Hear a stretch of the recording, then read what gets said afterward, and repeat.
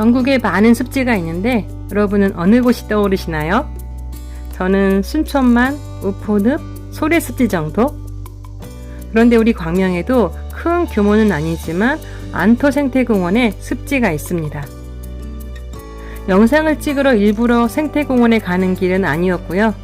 농장에 들렀다가 가는 길에 전에도 본 적이 있는 현수막이 보였어요.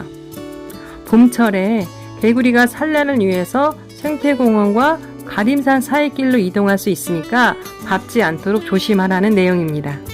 그래서 또 지나치지 못하고 생태공원으로 향했어요. 생태공원은 어느 계절에 방문해도 마음이 편안해지고 괜히 좋아지는데 왜 그럴까요?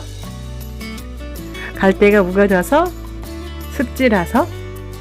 개구리가 살고 있어서?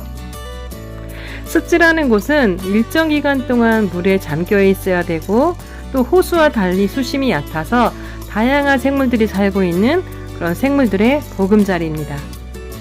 예전에는 습지를 보면 쓸모가 없어서 관리되지 않는 곳으로 느껴졌지만 지금은 생태적으로나 경제적으로, 문화적으로 그런 기능들이 있어서 습지의 중요성이 광범위하게 인식되고 있습니다.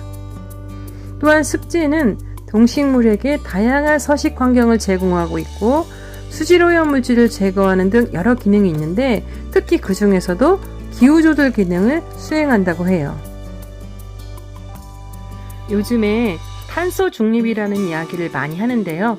탄소 중립은 지구상에서 인간의 활동으로 인해서 배출되는 온실가스를 최대한 줄이도록 노력하고 또 그래도 남는 온실가스는 기술적으로 제거하거나 또는 흡수해서 실질적인 온실가스의 배출량을 제로로 만드는 것을 말해요.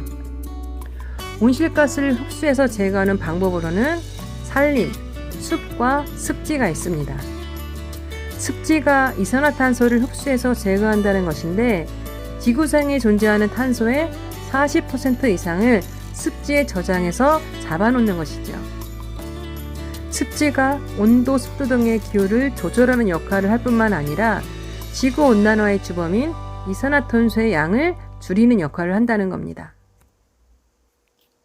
지난 7월 6일 대한민국 정책브리핑에서 서울대 김종선 교수 연구팀이 발표한 그런 결과에 의하면 우리나라 갯벌은 연간 승용차 11만 대가 배출하는 수준인 26만 톤의 이산화탄소를 흡수한다고 해요.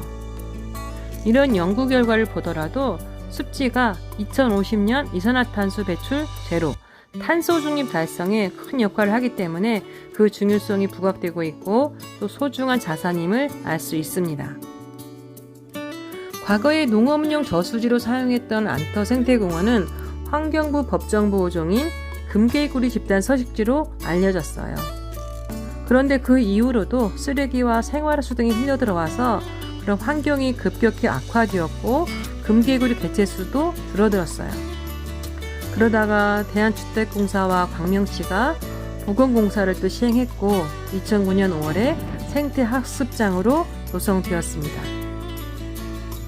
안터생태공원은 시민들의 접근이 쉽고 또 도심 속 생태습지로서 보존가치가 높고 또 생태교육에도 활용할 수 있다는 장점이 있습니다. 생태공원에 다녀가신 분들 중에 금개구리를 보신 분이 계실까요? 보셨다면 금개구리가 무슨 색이었나요? 황금색? 노란색? 갈색? 실제로 보니 황금색은 아니었어요. 등 쪽은 밝은 녹색, 연두색이고 등 양쪽에 두 개의 굵고 뚜렷한 금색 줄이 있고 배 쪽이 노란색이었습니다. 이곳에 금개구리 2,000여 마리가 살고 있다고 하는데요. 기후변화와 환경에 굉장히 예민하게 반응해서 조금만 잘못해도 멸종 위기를 맞을 수 있기 때문에 수중과 육상 생태계의 건강한 정도를 확인할 수 있는 중요한 환경 자료종이라고 합니다.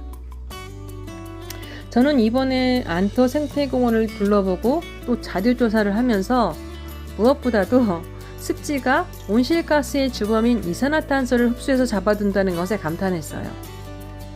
이산화탄소를 배출하기는 쉬워도 제거하는 것이 매우 어려우니까요. 온실가스의 87%는 에너지를 소비하면서 발생한다고 하는데요.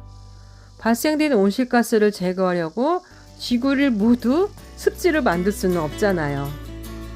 그래서 온실가스를 배출하는 화석 연료가 아닌 바람, 태양 등으로 만드는 재생에너지로의 전환이 시급하다고 생각되었습니다. 감사합니다.